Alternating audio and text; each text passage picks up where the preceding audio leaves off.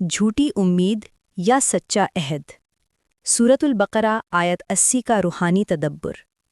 وَقَالُوا لَن تَمَسَّنَا النَّارُ إِلَّا أَيَّامًا مَّعْدُودَةً قُلِ اتَّخَذْتُمْ عِندَ اللَّهِ عَهْدًا فَلَن يُخْلِفَ اللَّهُ عَهْدَهُ أَمْ تَقُولُونَ عَلَى اللَّهِ مَا لَا تَعْلَمُونَ۔ ترجمہ، اور وہ کہتے ہیں کہ آگ ہمیں چند گنتی کے دنوں کے سوا چھو نہیں سکتی۔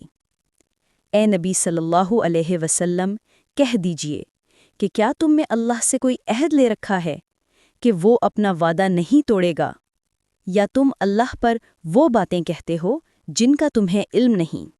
یہ آیت ایک گہری خود فریبی کو بے نقاب کرتی ہے، ایسی فریبی جو دل کو تسلی دیتی ہے مگر روح کو اندھا کر دیتی ہے۔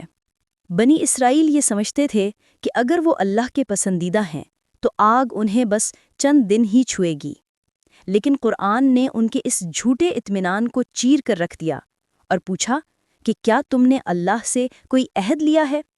یہ سوال آج ہم سے بھی ہے کہ کیا ہم بھی یہی نہیں سمجھ بیٹھے کہ ہم اہل ایمان ہیں، لہٰذا جہنم ہمیں چھو نہیں سکتی۔ ہم گناہ کرتے ہیں اور پھر دل کو تسلی دیتے ہیں کہ اللہ غفور الرحیم ہے، مگر یہ بھول جاتے ہیں کہ اللہ عادل بھی ہے۔ یہ آیت ایمان کو جھنجھوڑتی ہے۔ ایمان صرف نام یا نسبت نہیں، بلکہ عہد وفا ہے جو دل اور عمل دونوں سے نبھایا جاتا ہے۔ اگر ہم نے اللہ سے محبت کا عہد کیا ہے تو پھر ہمیں اس کے حکم کے مطابق جینا ہوگا، ورنہ ہم بھی انہی گنتی کے دنوں کی امید پر اپنی ابدی زندگی داؤ پر لگا رہے ہیں۔ اللہ کے ہاں عہد زبانی نہیں، نوری ہوتا ہے۔